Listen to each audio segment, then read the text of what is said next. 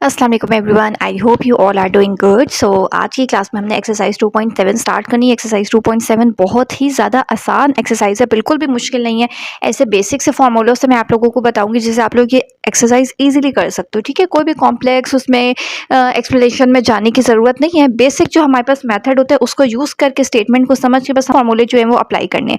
So question number 1 क्या है? A town's population is modelled by this equation. एक equation दी हुई है और बताया हुआ है कि जो हमारे पास एक टाउन है उसकी पॉपुलेशन को इस इक्वेशन से मॉडल किया जाता है। वे T is year since 2020 in the years when the population will be at least 1000।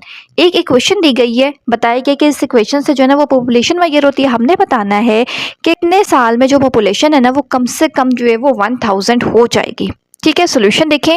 Start कैसे करना होता है क्वेश्चन। यहाँ पे मेरे पास जो इक्वेशन होगी ना आपने वो एज इट इज लिख लेनी है। ठीक है, town population is modelled bye the equation. ये जो इक्वेशन गिवन थी मैंने एज इट इज लिख दिया और इसको इक्वेशन नंबर 1 का नाम दे दिया।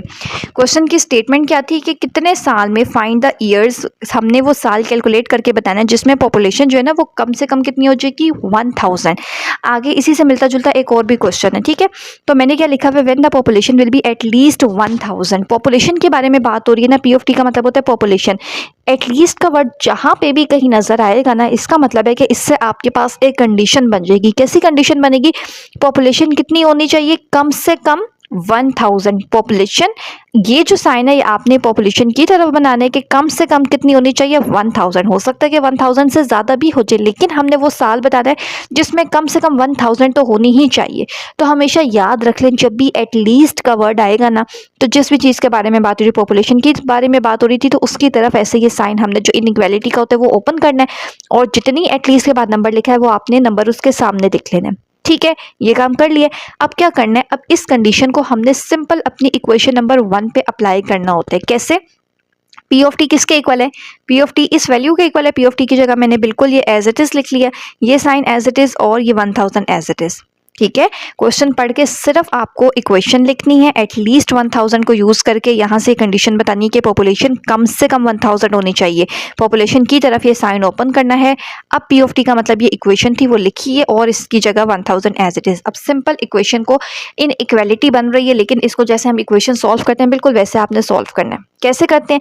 नंबर, ये एक नंबर है 1000 है, यहाँ प्लस हो रहा है, कोई साइन नहीं है। दूसरी साइड पे आके क्या हो जाएगा माइनस। ये नंबर इस साइड पे आ गया, कुछ भी नहीं रह गया तो खाली जीरो रह गया। प्लस 800 और माइनस 1000 क्या होता है माइनस 200। फिर इक्वेशन जैसे जैसे हम सॉल्व करते हैं हम ऐसे ही करते हैं ना कि पहला नंबर जो है जिसमें टी की पावर 2 है ये क्वाड्रेटिक इक्वेशन है। ठीक है ना, तो अगर पावर आपके पास कोई कॉमन ले सकते हैं तो अगर कोई नंबर कॉमन ले सकते हैं या अगर पहले नंबर के साथ माइनस का साइन है तो हम हमेशा कॉमन ले लेते हैं। तो यहाँ पे क्या लिखा हुआ है मेरे पास -2, तो मैंने इन तीनों नंबर्स में से ना -2 कॉमन ले लिए। कैसे? सबसे पहले तो देखें 2 बाहर चला गया तो यहाँ टी स्क्वायर रह जाएगा। ये 40 कैसे बनता है 220, तो 2 बाहर आ गया, अंदर क्या रह जाएगा आपके पास खाली रह जाएगा। ठीक है, 2 बाहर चला गया अंदर रह गया 20। इसी तरह 2 को जब हम 100 से मल्टीप्लाई करते हैं तो 200 बनता है। 2 बाहर चला गया अंदर क्या रह गया 100। जब भी माइनस का साइन कॉमन लेते हैं तो उससे अंदर वाले सारे साइन चेंज हो जाते हैं। ये जो पहला माइनस का साइन था ये बाहर आ गया, इसलिए यहाँ कोई साइन नहीं आएगा। आगे माइनस प्लस माइनस और माइनस माइनस प्लस। ठीक है, अब हमें पता है कि हमेशा जो भी नंबर कॉमन लेते हैं, यहाँ पे क्या लिखा है -2 t square -20 t plus 100 greater than equal to 0, ये लिखा हुआ है। अब आपको पता है कि जब भी कोई नंबर कॉमन लेते हैं तो वो इसीलिए लेते हैं ताकि जब वो दूसरी साइड पे आएगा तो 0 के साथ आके डिवाइड हो जाएगा। 0 के साथ आके -2 डिवाइड होगा तो फिर क्या रह जाएगा 0। 0 के साथ किसी भी नंबर को डिवाइड करें तो आंसर क्या रह जाता है 0। एक चीज़ याद रखनी है, इस तरह के क्वेश्चन हमने ऑलरेडी पहले भी किए थे। जब भी माइनस का साइन दूसरी साइड पे आता है और इक्वल के साइन की बजाय इनइक्वालिटी होती है, तो माइनस का साइन दूसरी साइड पे आने से क्या होता है, ये जो इनइक्वालिटी का साइन है ना ये रिवर्स हो जाता है। जैसे कि इस नंबर्स की तरफ ओपन है ना, अब ये 0 की साइड पे ओपन हो जाएगा।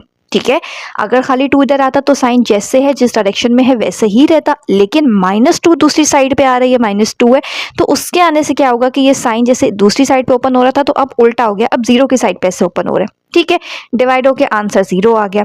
तो यहाँ से अगर कंफ्यूजन हो रही है मैं दोबारा से लिख लेती हूँ, t square -20 t plus 100 less than equal to 0, ये हमारे पास इक्वेशन बन गई है।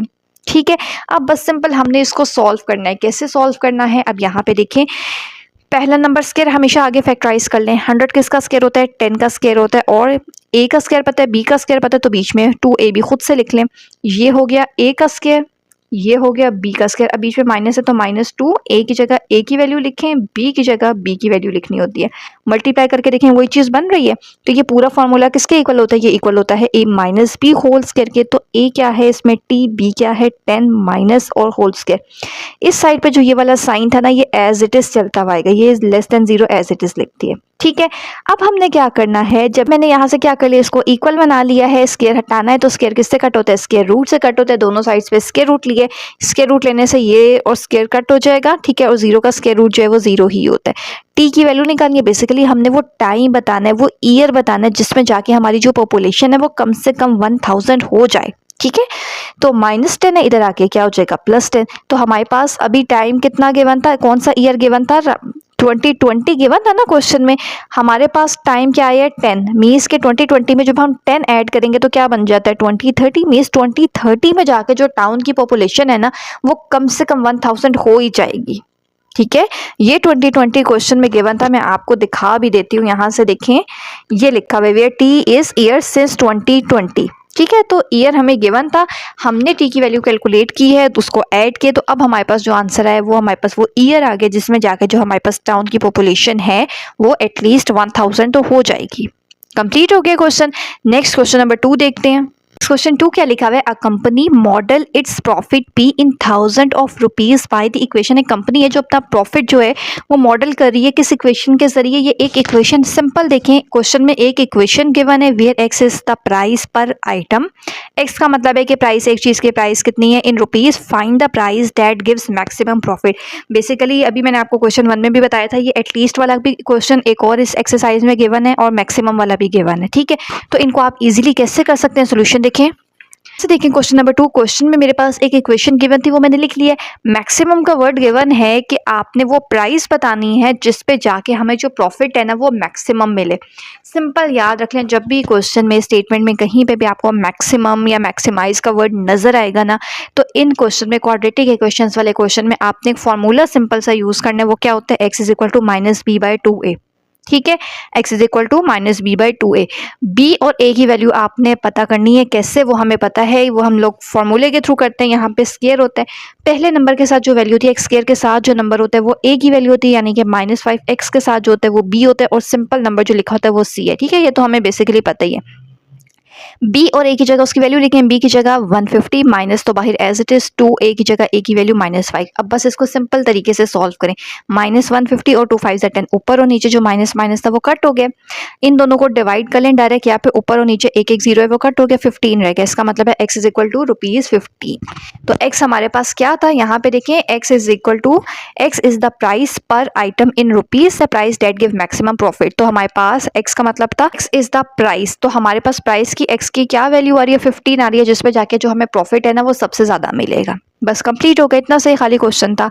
इसके बाद क्वेश्चन नंबर 3 देखें। A toy car rolls down and incline and cover a distance given by the equation. Again question में ये एक इक्वेशन गिवन है where t is the time in second. T का मतलब होता है time. Find the time when the car has travel a distance 12.5 metre. हमने वो टाइम बताना है जिस पे जाके कार ने इतना डिस्टेंस जो है वो कवर कर लिया हो। ठीक है, अगेन सोल्यूशन देखें। सबसे पहले क्वेश्चन देख लेते हैं, सारे एक ही तरह के क्वेश्चन है। इक्वेशन गिवन थी वो मैंने लिख ली है। टाइम बताना है हमने जिस पे जाके कार ने कितना डिस्टेंस कवर कर लिया, और 12.5 दो चीज़ें गिवन है। जैसे न्यूमेरिकल्स करते हैं ना, बेसिकली आप लोग समझ लें कि ये 2.7 ना ऐसी एक्सरसाइज है जैसे हमारे फिजिक्स के न्यूमेरिकल होते हैं। ठीक है, लेकिन आसान है। सो इक्वेशन गिवन है, उसमें से हमने टाइम टी की वैल्यू निकालनी है। अगर डिस्टेंस कितना हो, डिस्टेंस को टी से डिनोट करते हैं 12.5 मीटर। ये दो चीज़ें गिवन है, इन दोनों चीज़ों को इक्वेशन नंबर 1 में पुट करें। टी की वैल्यू फाइंड करनी है, इसका मतलब है टी तो एज इट इज रहेगा, डी की जगह 12.5, तो खाली यहाँ डी लिखा हुआ है, इसकी जगह उसकी वैल्यू 12.5 मैंने लिख ली है। ठीक है, अब क्या करते हैं, क्वाड्रेटिक इक्वेशन ही आपके पास बन रही होगी।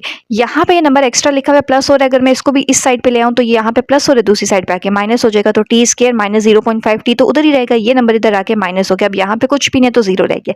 ये हमारे पास सिंपल एक क्वाड्रेटिक इक्वेशन बन गई है, टी स्क्वायर टी और एंड में सिंपल नंबर। अब क्वाड्रेटिक इक्वेशन को सॉल्व करने के बहुत सारे मेथड्स पड़े, लेकिन जब हमें इक्वेशन देखने में थोड़ी मुश्किल लग रही हो ना, बेसिकली तो हम लोग मिड टर्म ब्रेक या होल स्क्वायर वाला मेथड यूज कर लेते हैं। लेकिन अगर क्वेश्चन देखने में मुश्किल लग रही है तो आप क्या कर सकते हो, सिंपल जो आपके पास क्वाड्रेटिक फॉर्मूला है डायरेक्ट वो यूज कर सकते हैं। क्या होता है हमारे पास, -b plus minus square root के अंदर b square -4ac divided by 2a।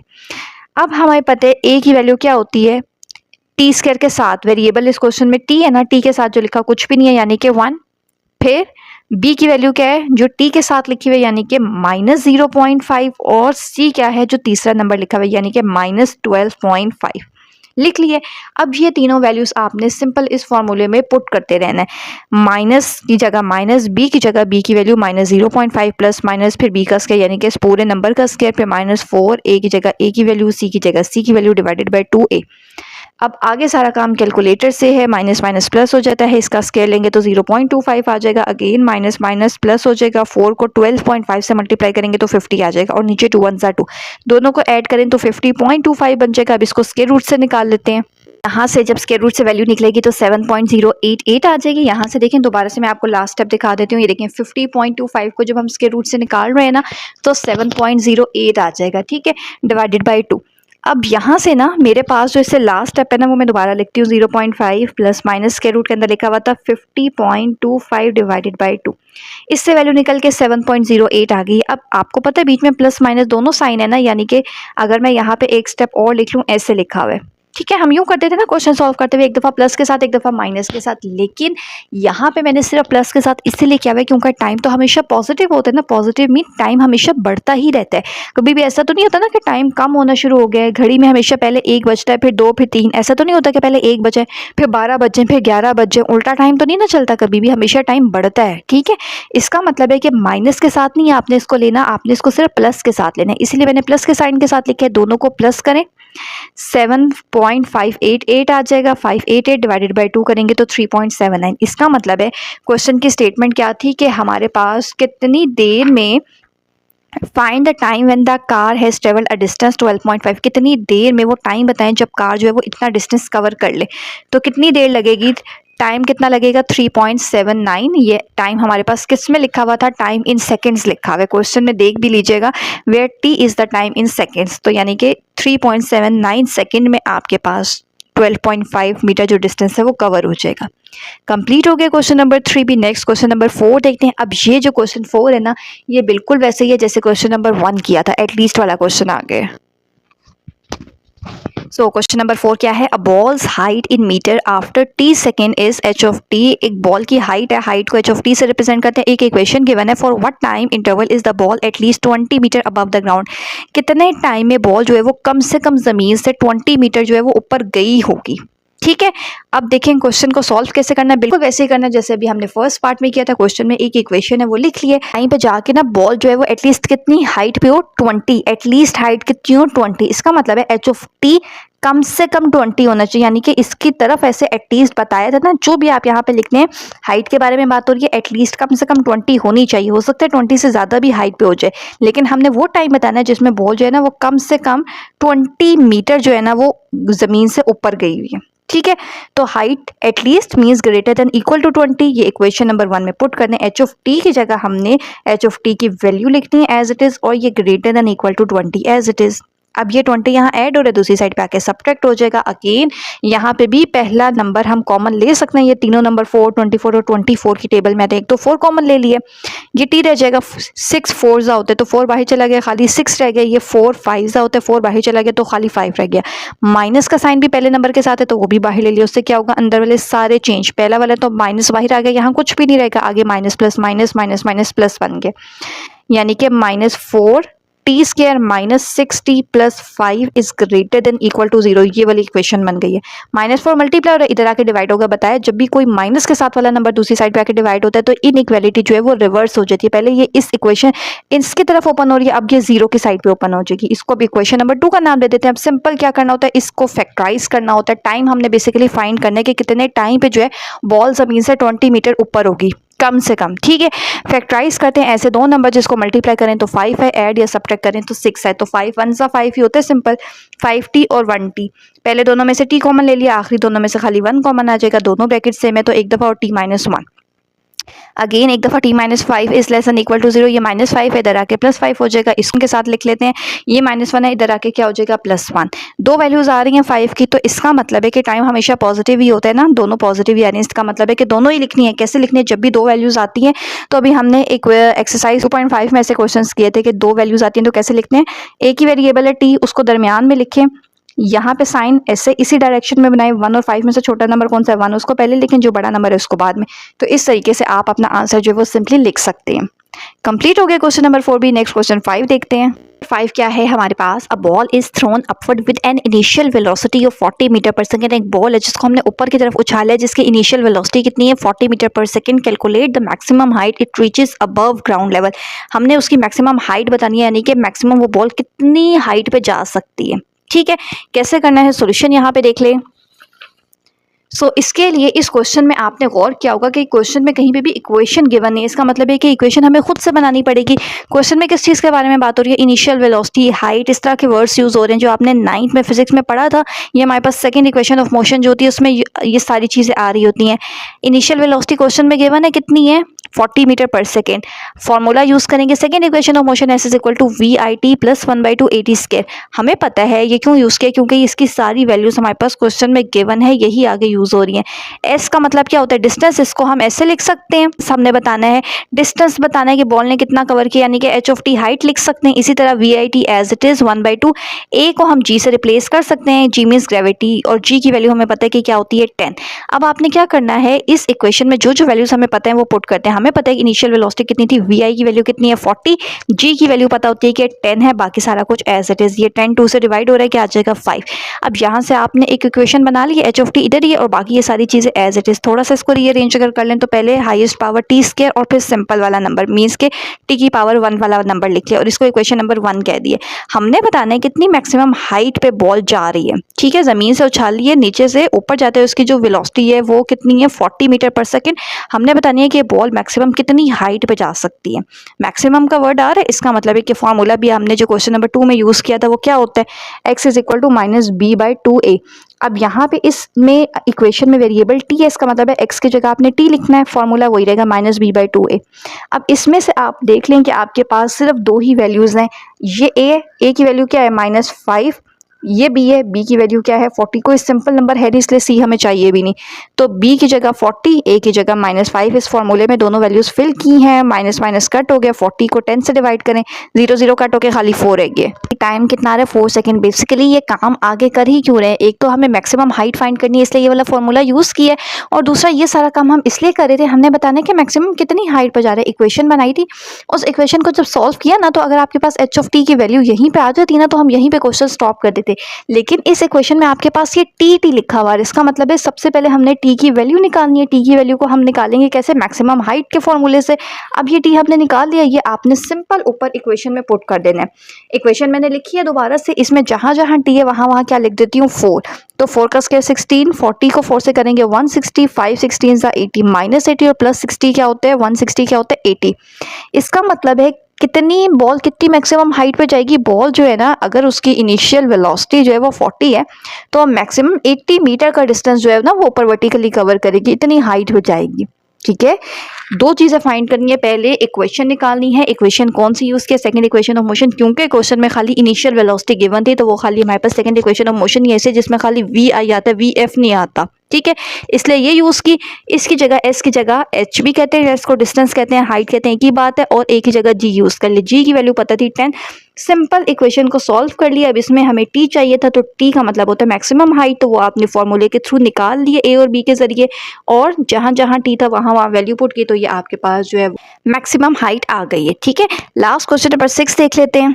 6 क्या लिखा हुआ है, a freelancers earning follow the model. एक फ्रीलांसर्स की अर्निंग जो है वो इसके जरिए की जा रही है। एक इक्वेशन गिवन है, where is the earning in rupees and HSR। जितने घंटे काम करेंगे उतनी ही ज़्यादा अर्निंग होगी per week. What is the maximum number of hours he should work to maximise earning. कितने ज़्यादा घंटे वो काम कर सकते हैं अपनी अर्निंग को वो ज़्यादा से ज़्यादा करने के लिए। अगेन क्वेश्चन की स्टेटमेंट से ज़्यादा हमने ये फोकस करने के गिवन क्या है और फाइंड आउट क्या करना है। इक्वेशन एक गिवन है और मैक्सिमाइज का वर्ड लिखा हुआ है, इसका मतलब है कि मैक्सिमाइज के लिए जो हमारे पास एक फार्मूला होता है वही यूज़ करना है। इक्वेशन मैंने एज इट इज़ जो गिवन थी वो लिख लिया है। फार्मूला हमारे पास क्या होता है, यहाँ पे जो भी वेरिएबल यूज़ होता है, इक्वेशन में अगर x लिखा होता है तो इस साइड पे x लिख लेते हैं, t लिखा होता है तो t लिख लेते हैं, यहाँ h लिखा है तो मैंने h लिख लिया। आगे वो सेम एक ही के इक्वल होते हैं, -b/2a।